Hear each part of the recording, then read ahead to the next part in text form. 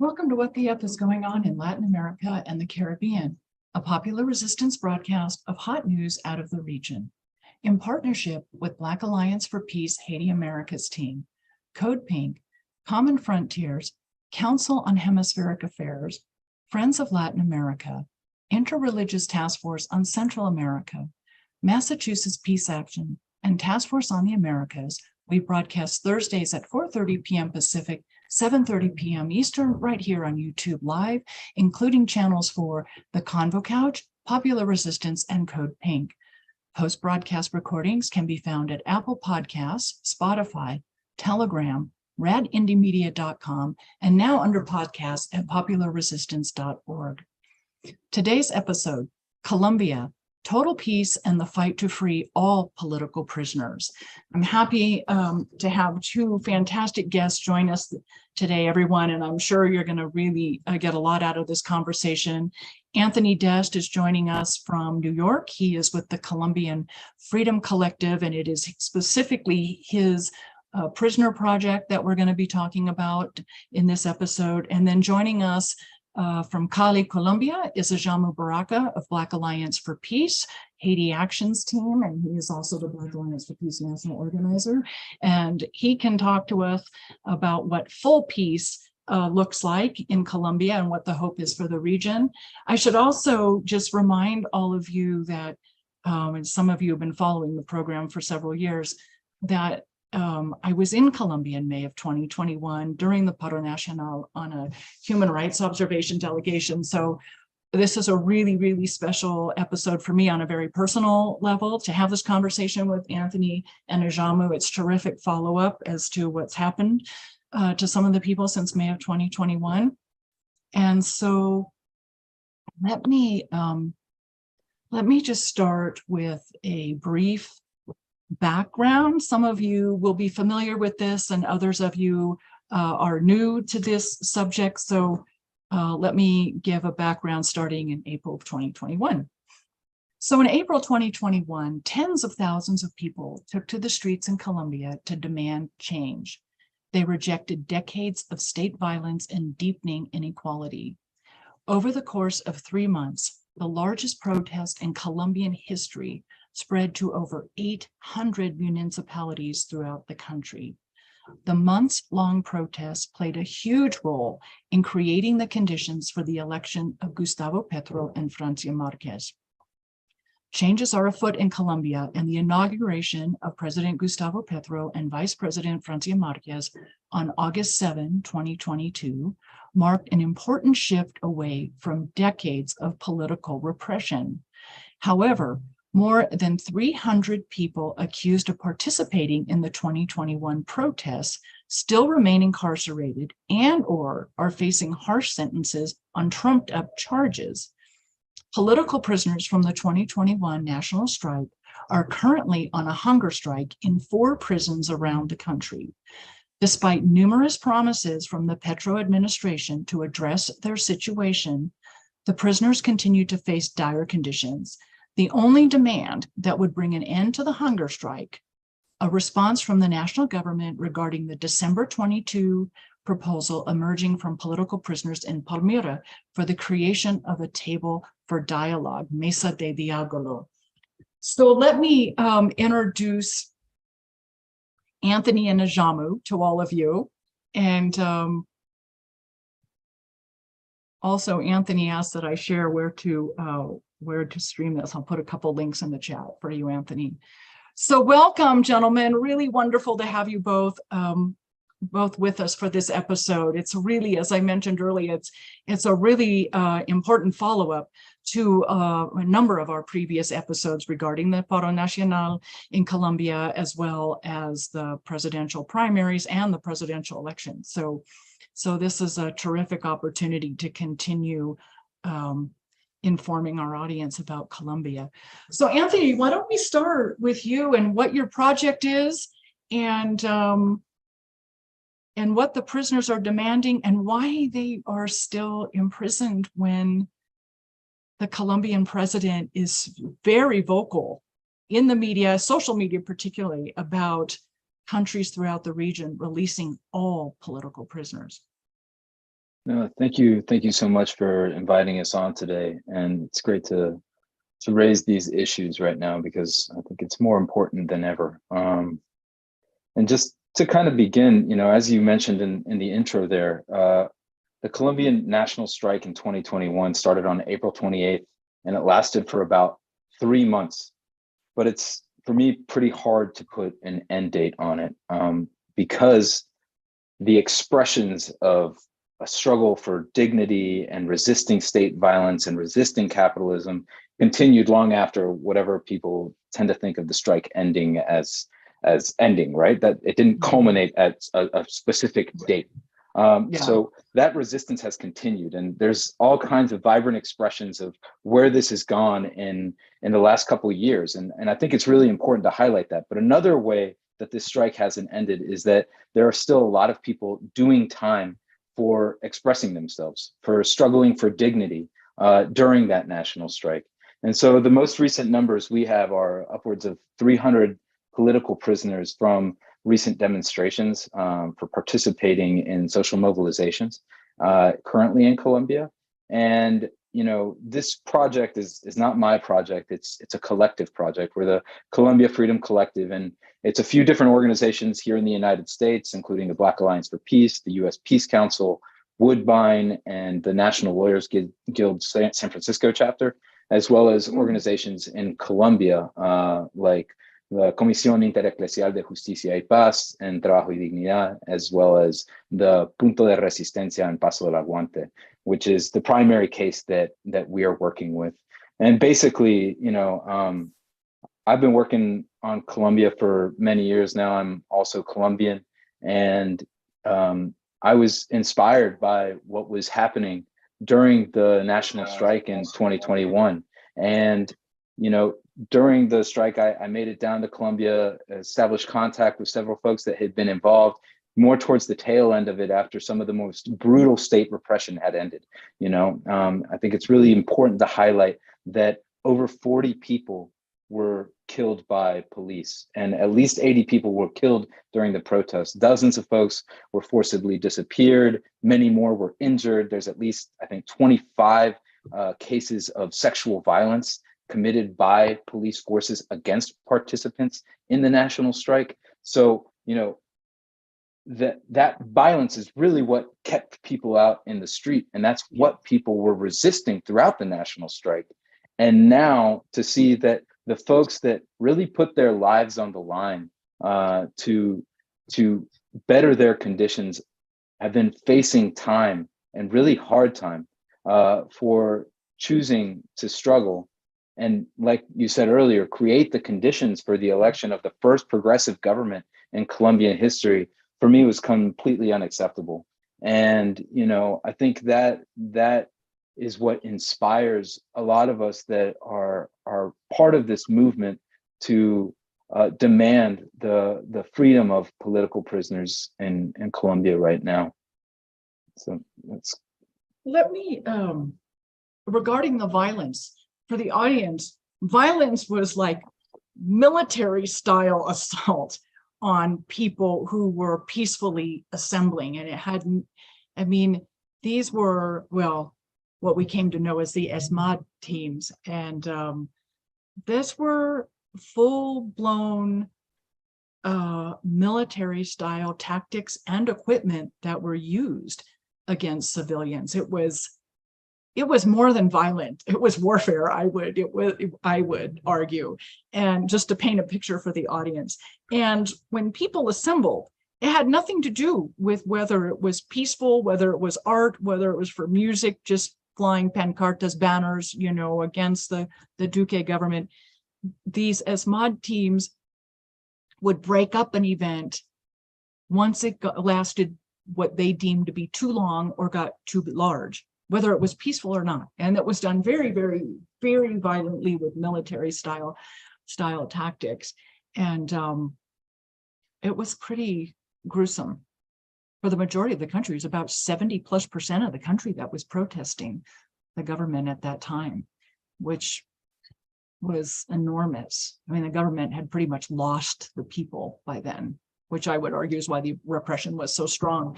But let me ask you about these people who were arrested. And so they were arrested under the Duque government. They were arrested for protesting. Were they, am I thinking that some were released at Christmas? Was that a holiday short-term thing, or was it actually Christmas of 2022, I'm thinking? Right. No, so as you mentioned, there have been a couple kind of false starts on addressing the issue of political prisoners from the uprising. From the moment Petro was elected, I think he had it very clear that the national strike played a huge role in getting him there. And he mentioned it during his victory speech in June, I think it was, of 2022. Shortly after he was elected, there was talk about passing an amnesty law. And there were a lot of expectations around that, given Petro's governing coalition having a majority in the Congress. But because of reactionary political pressure, the Pacto Histórico pulled that part of the amnesty law out. And so there wasn't an amnesty law that passed in October. And then in December, Petro said that he was going to use this legal figure known as the agents of peace, gestores de paz, agentes de paz, to release hundreds of political prisoners before Christmas Eve. To date, I think there have been only, 14 people that have been designated as agents of peace. And of those, only 4 have been released. But I think for a lot of the folks that I work with, there were a lot of expectations about what that could mean for them, because the political prisoners, that many of whom were very vocal in their support for the new administration, expected for that to go through, but it did not happen, right? And shortly after the Christmas holiday passed, and it was clear that folks were not getting released from prison, prisoners in Palmira, the prison in Palmira, which is outside of Cali, went on strike, and they made demands about establishing a route for dialogue. And I just want to be clear about how modest the goal for that initial hunger strike was, right? They were just asking to establish a path to creating a formal space for dialoguing directly with the government. And in December, there was talks directly with the government, and they suspended the hunger strike. But then again, now in February 20th, they went on hunger strike again, because there was no advances in making that space for dialogue happen. And ultimately, that hunger strike lasted 10 days. 2 people sewed their mouths shut to reject even water. And it was suspended last Friday because there were, again, meetings with the government. There has yet to be a formal space for dialogue established, yet the stipulations for lifting the strike or suspending the strike were because they had met with the government, and there was enough reason to discontinue a hunger strike, which I should mention is extremely onerous under the conditions of Colombian prisons, which are already overcrowded. But that hunger strike not only was to establish that path for a space of dialogue with the national government, but it was also to call out how bad the conditions were in these prisons, right? They're dealing with water that is not safe. Several of them want psychosocial support, and they're not getting it. And it's been quite a difficult situation. But I can't emphasize enough how modest the demands were. And even then, the government was not willing to meet with the political prisoners that put them in office on their terms, right?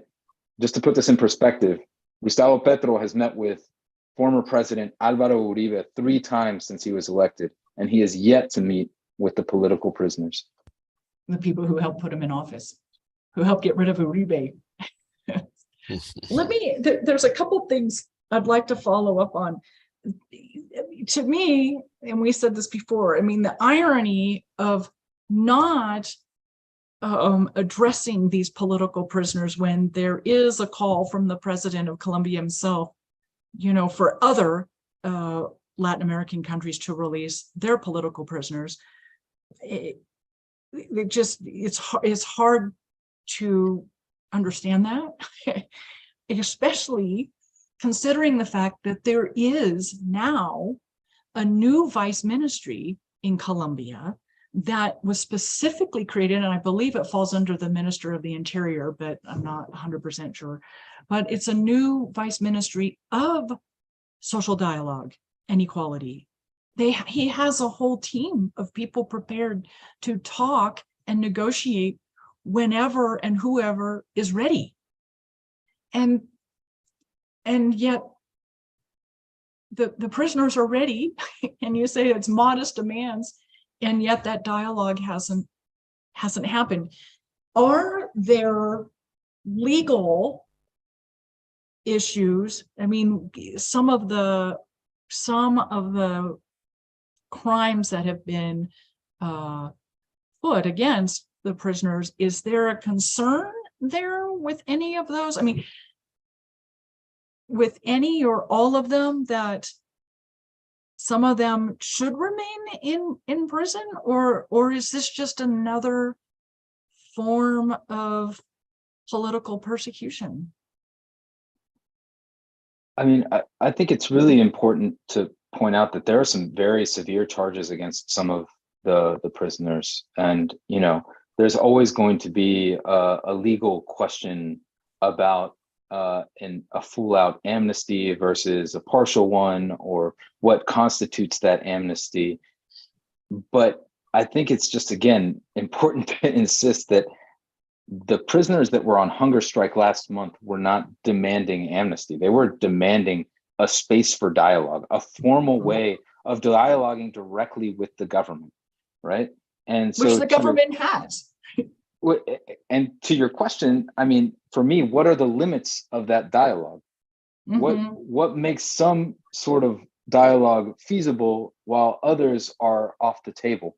And it's a very difficult question to ask in Colombia right now too, because through the total peace policy of the government, they're currently embarking on negotiations with everything from left-wing guerrilla groups to right-wing paramilitary criminal groups, right? Right. And I think a lot of us that are supporting the struggle of political prisoners right now, it's an unresolved question, and we have not heard good answers from the state in regards to it.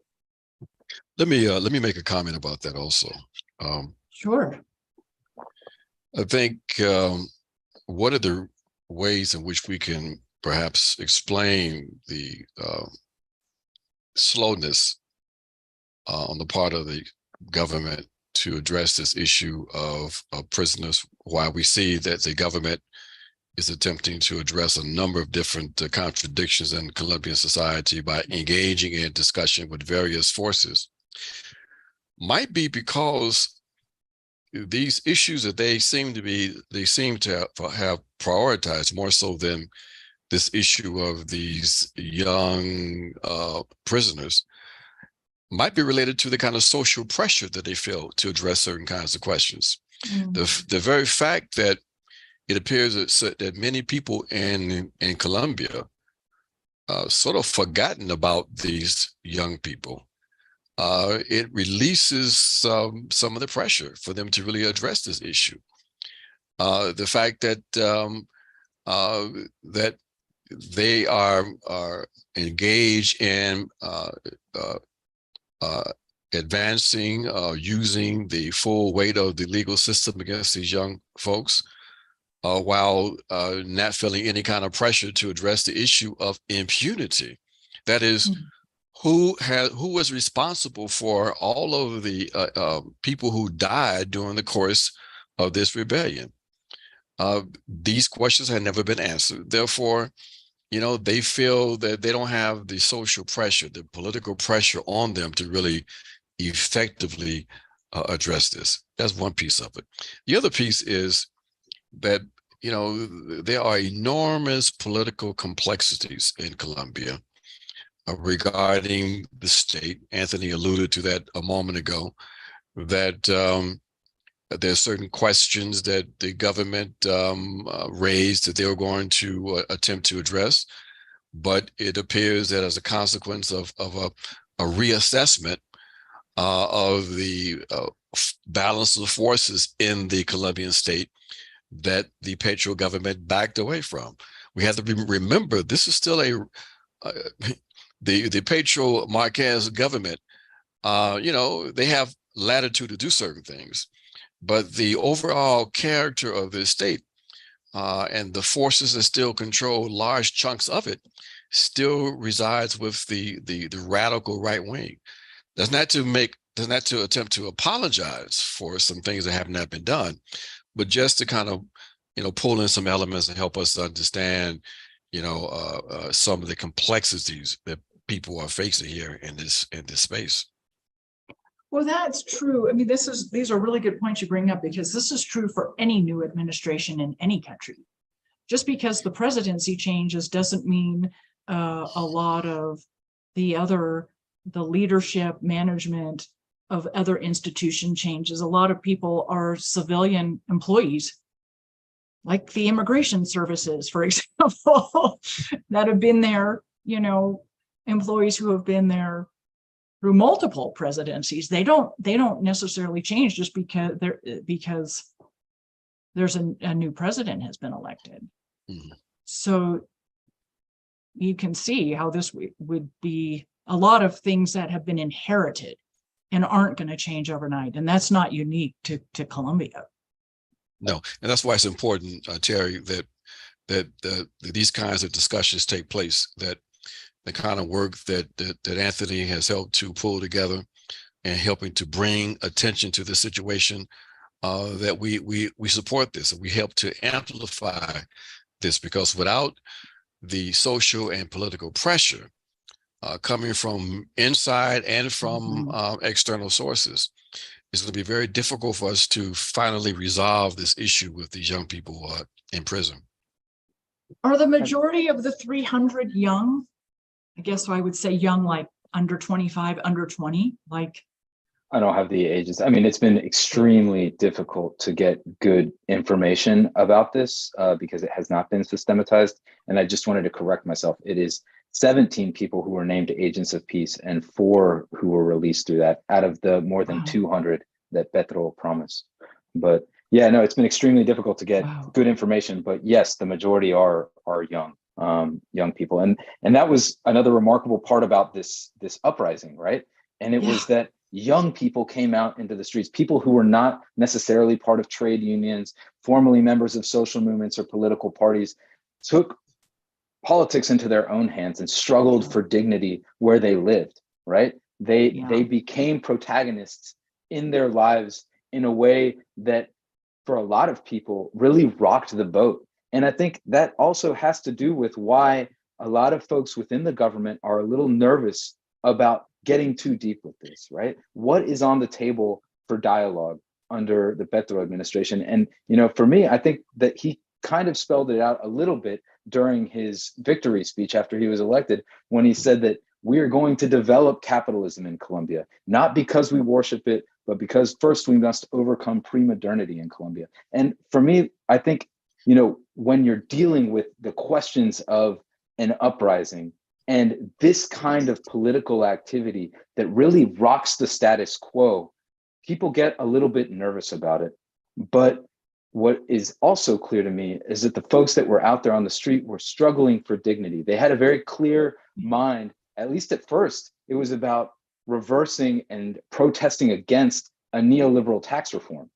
And then it became about resisting state violence and the enduring legacy of colonial capitalism on Colombians, right? And so for me, I guess what are the limits to this dialogue are yet to be demonstrated, right? And I think, as Ajamu was saying, it's really important to put that political pressure on the new administration to see, what is possible.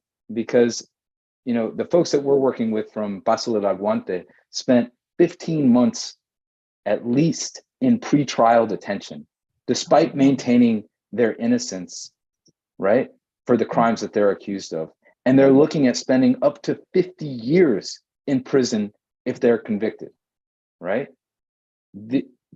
These are entire people's lives, entire families' lives, communities that are being affected by this.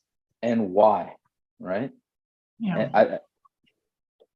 Yeah, I mean, it's really listening to you describe who they are and having been there during the Paro Nacional, it's heartbreaking on a certain level, because so it was the young people that took up the voice for the nation, or the majority of the nation. And I remember talking to people's parents, grandparents, and the older generation saying, we should have done this. We have left it up to the young people to make the change, and it should have been us. And a lot of guilt. And then of course that guilt turned into enormous support for the movement that these young people were built and ultimately changed the government. And so it's heartbreaking to hear that the nation isn't behind them now. It's heartbreaking. Yeah, just this week, several members of families that were affected by the violence, families of political prisoners, former political prisoners themselves, traveled to Bogota once again to try and establish a meeting with the government, but they were unable to. But this is I've met with family members of people who were forcibly disappeared, whose children were murdered during the protests, and it honestly, I mean, it kind of feels like traveling into, I don't know, like 1979 Argentina or something, right? Like we're talking about that scope of state violence, but it happens under the radar. And because it's become, I guess, so normalized in the eyes of a lot of the international community about Colombia, that Colombia is a violent place or whatever, we don't necessarily hear about it as much, but it does continue. So, I think that's another part of what we're trying to raise here is, like, we're here to support the political prisoners, but we're also here to talk about the violence that occurred and the enduring impunity that Ajamu mentioned. Just in late February, there's a popular tribunal in one of the neighborhoods in Cali called Siloé, and they found the state guilty of continuous genocide, right? Because just in that neighborhood, over 16 people were killed during the national strike, right? And nobody really knows their names besides the folks that work on this. But again, these are communities that are affected for it. And who is perpetrating that violence and to what ends is again, what status quo was being sought to be preserved through that violence. Well, and again, it goes back to, not all the institutions and leadership change just because a country gets a new president. What do you do with the existing national police, the existing military? Do you fire everyone? And then if you let them all go, then what happens to them? Then they start working from the outside in versus the inside out. And it's extraordinarily complex. It's just, to me, listening to you, to me, the biggest thing is what I'm hearing is that these young people have pretty much just been forgotten. And that is, well, they have to a certain extent, and that's why this issue is important, because with Petro's commitment to this concept of total peace, in which they are attempting to engage some of the paramilitary forces and guerrilla groups to bring about a new environment in Colombia where there, in fact, is peace and the possibility of people to live with security. And the implication of national reconciliation. But the question is, when it comes to this situation where you have continued impunity coming out of the rebellion, where you have these people, young people, I refer to them as young people because, as Anthony said, most of the folks who was going to the streets and were engaged directly with the authorities were youthful, if you will. So with these young people still in prison, how do you have total peace? How do you have national reconciliation when this situation continues to fester like this? So that's why this has to be resolved. It has.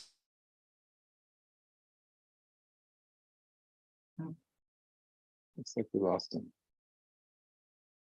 Yeah, you froze. You want to turn your video off?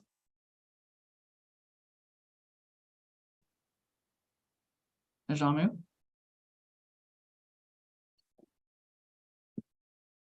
No. You want to turn your video off and do audio only and see if that works?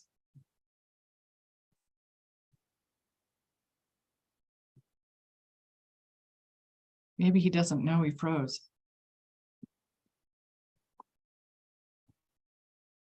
I think Ajamu's point is pretty clear, though. I mean, can there be total peace without the political prisoners, right? Right. And as you're asking, how, if there is an infrastructure and the political will supposedly to dialogue, well, these people are asking to dialogue. Now, why do they need to go on hunger strike to be heard? That, you know, and we expect for this to change. But I also just want to mention too that, like, I think part of the decision that we've made as a collective is to support raising funds for the legal defense of people facing charges, right? Because we know that we can't leave it up to the state to resolve this, even if it is a progressive government, right? And a lot of the folks that have been able to get out of prison was thanks to a good legal defense. But unfortunately, a lot of people cannot afford it for numerous reasons.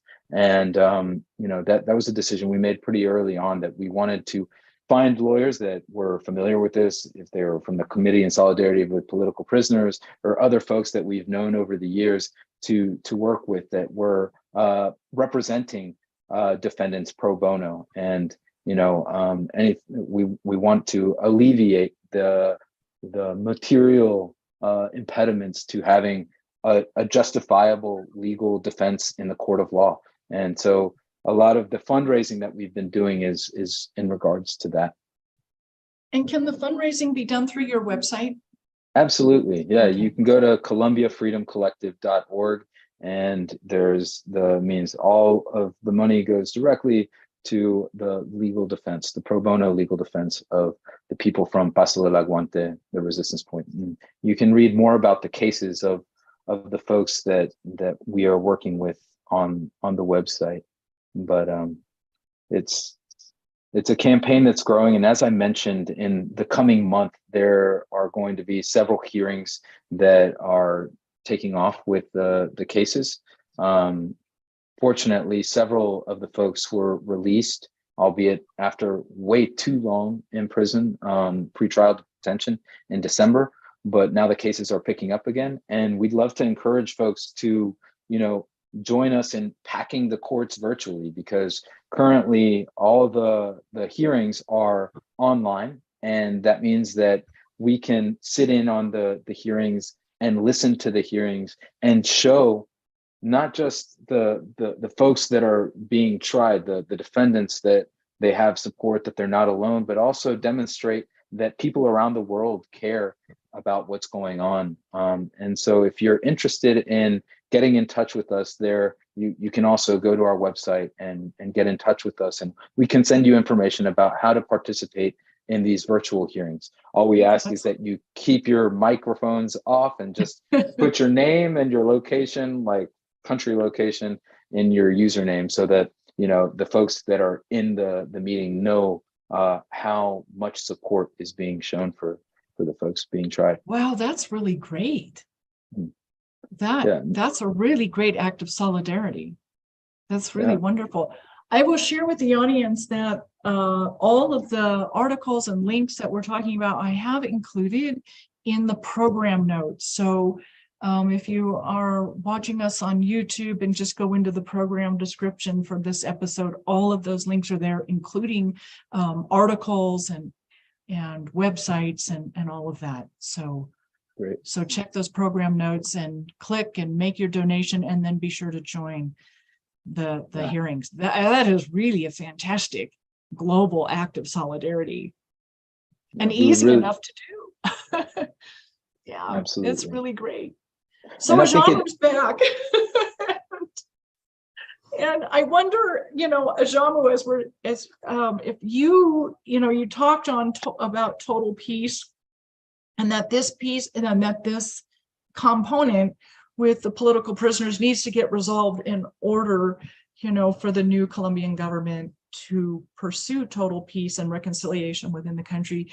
You have been involved with several delegations, and most recently on the Caribbean coast, Buenaventura, I believe, in that general vicinity.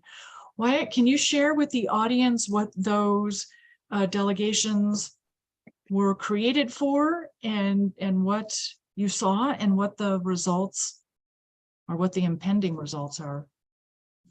Yeah, well, thanks so much, Terry. And I'm hoping, I was trying to share again the report that I wrote on that mission that we were on a little bit over a month ago. That link, your article link, is in the program notes.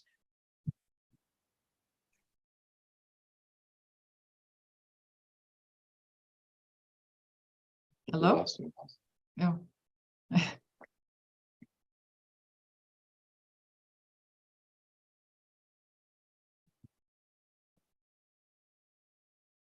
So now we lost his audio and everything.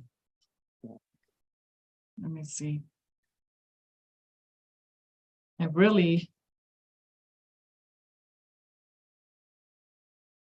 Let's see if we can get him back, otherwise.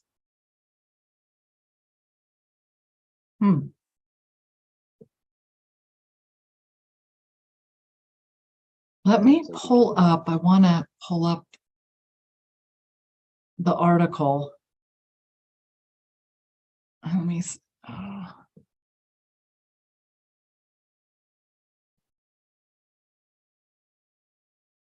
because I want you all to see this, and I'm sorry for the delay. Maybe we can get him back while I look for the article. Hold on just a second. Looks like Let me share that. There he is. Oh, okay. I was just trying to buy some time to pull up your article. This is what happens when you do a program with Anthony Dest. Live from Cali, Colombia. I don't know what's going on. So I went from my computer to my phone. Now I'm back on my computer. So let's hopefully they'll give us at least 5 more minutes or so. But I was sharing that if you have that link to the report that I wrote, that we published in Black Agenda Report, I think that was February 18th or so. That'd be great to share with the audience. Okay. It is in the program notes, but I'll put it in the chat as well.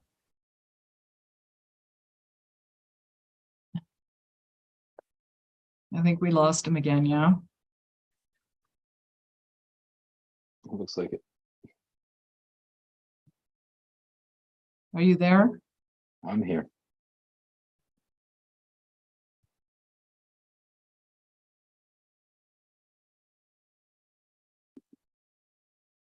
And here's but we lost Ajamu again. That's right.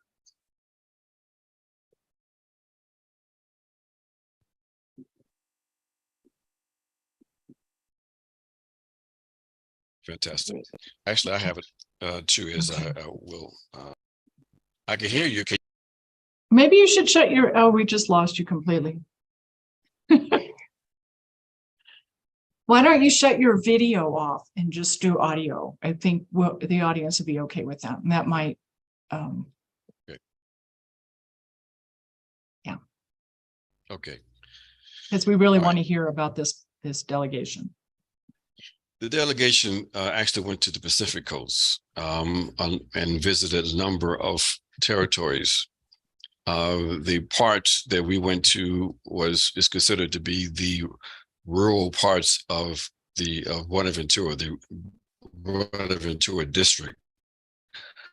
Buenaventura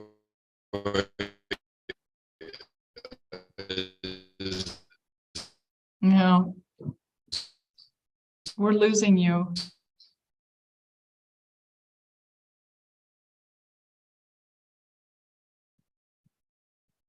We lost you again.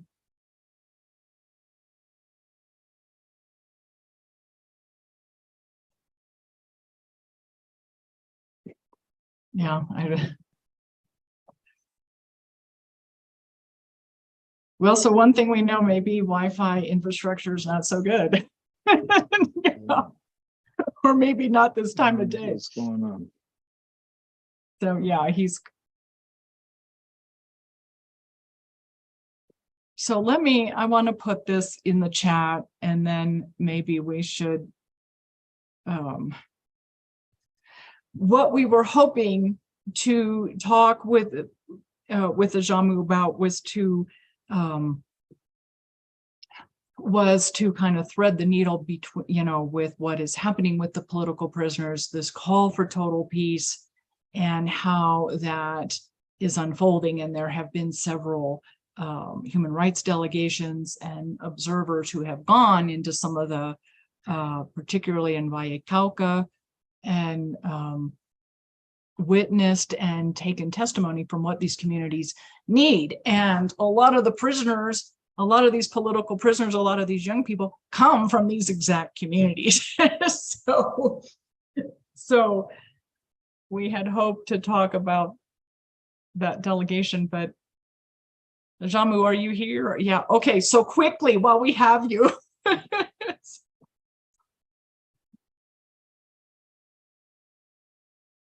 Hello?